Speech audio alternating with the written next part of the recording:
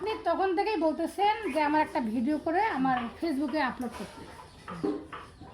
আমি যে ফেসবুক চালাই এটা কি আপনি জানেন? জানি।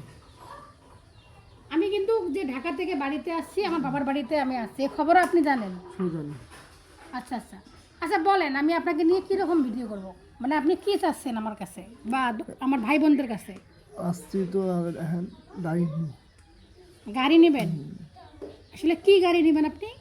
এই হাত দিয়ে চড়াই। মানে আপনার কি সমস্যা একটু সবাইকে বলেন। কঠিন সমস্যা, হাত সমস্যা। আচ্ছা আচ্ছা, আপনি হাঁটতে পারতেছেন না? একটু হেঁটে দেখান তো আমাদেরকে। এই দিকে একটু হেঁটে দেখেন। মানে আপনার অসুবিধা হয় খুবই। আপনার হাত ঠিক আছে? না, আপনার পা ঠিক আছে? মানে চলতে পারেন? মানে এইরকম একটু হেঁটে দেখান আপনি, সবাইকে একটু হেঁটে দেখান। আচ্ছা আচ্ছা, বসেন বসেন, এখানে বসেন, এখানে বসেন। মানে মূলত আপনি চাচ্ছেন যে আমাকে একটা ভিডিও করে ফেসবুকে আপলোড দিবে, যদি কোনো মানবিক ভাই বোনদের নজরে এই ভিডিওটা আসে তারাই যেন আপনাকে সহযোগিতা করে, এটার জন্য, তাই না? আচ্ছা আচ্ছা, আমি তো আপনাকে সহযোগিতা করতে পারবো না, কারণ আমি নিজেই আসলে আপনার মতো ভুক্তভোগী। আমার বাবুরের চিকিৎসা করতে অনেক ব্যয়বহুল টাকা পয়সার ব্যাপার, তো আমি নিজেই কিন্তু পাই না, সুতরাং আমি আপনার কিন্তু ভিডিও করতেছি। তো এই ভিডিওটা আমি আমার পেজে এবং ইউটিউবে আপলোড করব। যারা এই সাজু নাম এনার বাড়ি হচ্ছে কুড়িগ্রাম জেলা উলিপুর থানা, এনার নাম হচ্ছে সাজু।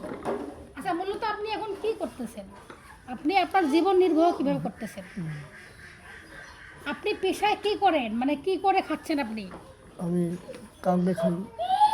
বুঝি নাই। আমি ঢাকায় থাকি। ঢাকায় থাকেন? ঢাকায় কি কাজ করেন? এই সব খাই। আচ্ছা আচ্ছা, মানে হাত পাতে খাচ্ছেন, সাহায্য নিয়ে খাচ্ছেন?